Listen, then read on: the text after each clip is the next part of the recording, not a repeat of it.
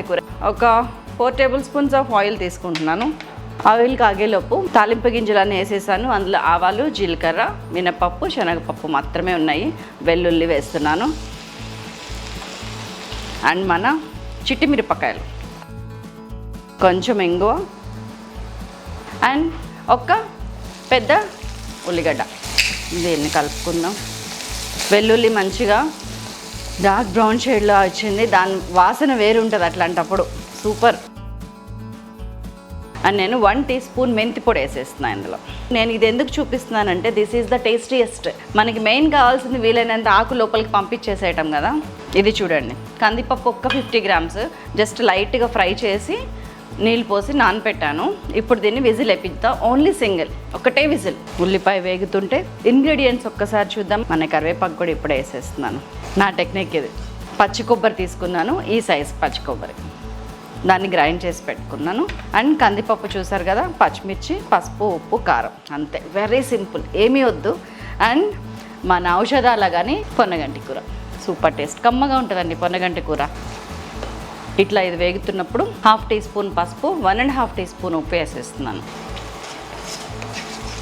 And మన పచ్చిమిర్చి, అసలు ఉత్త పచ్చికారంతో కూడా బాగుంటుంది, కానీ చెప్పాను కదా టేస్టీగా ఉండాలంటే యాడ్ చేయాల్సినవన్నీ చేయాలి, మళ్ళీ సింపుల్గా ఉండాలి. ఒక్క విజిల్ వచ్చింది, కట్టేస్తాను. వేసేద్దామా మనం పొన్నగంటి కూర?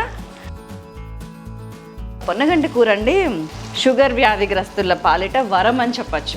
వ్యాధి నిరోధక శక్తిని పెంపొందించడంలో, బ్లడ్లో షుగర్ని కంట్రోల్ చేయడంలో పొన్నగంటి కూర సూపర్ అంట. అందుకని ఆటోమేటిక్గా దాన్ని కంటికి మంచిది అంటున్నారు. మీరు చూసారా ఎట్లా మగ్గిపోతుందా? ఇంకా మగ్గిపోతుంది. నిజంగానే అమృతాన్ని వండుతున్నామా అన్న ఫీలింగ్ వస్తుంది నాకు. మూత పెట్టేస్తున్నాను. మన పప్పు ఎలా ఉందో చూసేసి వస్తాను. ఇట్లాగనేనండి, అసలు పొరపాటును కూడా విజిల్ వచ్చి పప్పు చల్లారేంత వరకు ఉంచొద్దు.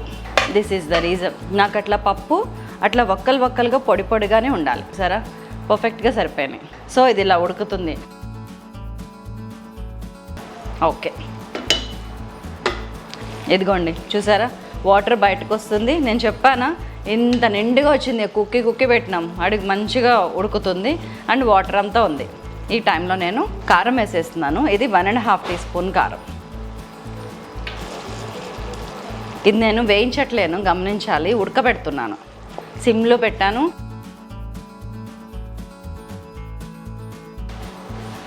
చలో ఇప్పుడే ఆయిల్ బయటికి రావడానికి సిద్ధంగా ఉంది.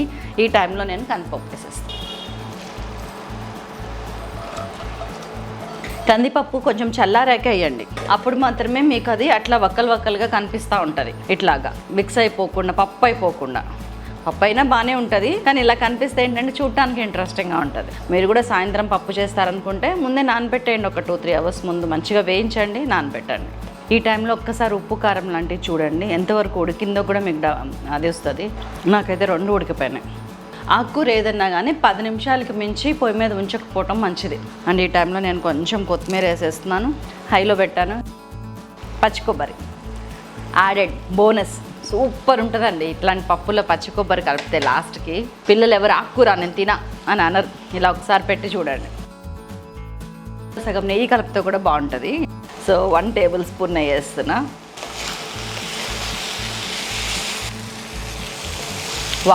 వా బేబీ వా. సో మన కర్రీ అయిపోయింది కదా. మన అద్భుతమైన ఔషధాల కానీ పొన్నగంటి కూరని దయచేసి ఇంట్లో ఎప్పుడూ చేయండి. దీంట్లో protein, fibre, anti oxidants, minerals, vitamins, amino acids అంటారు అవి, ఇంకా వాట్ నాట్ అండి. చాలా చాలా చాలా చాలా మంచిది. చాలా బాగుంది. ఆరోగ్యాన్ని మించిన అందం వస్తుంది, అందాన్ని మించిన ఆరోగ్యం వస్తుంది.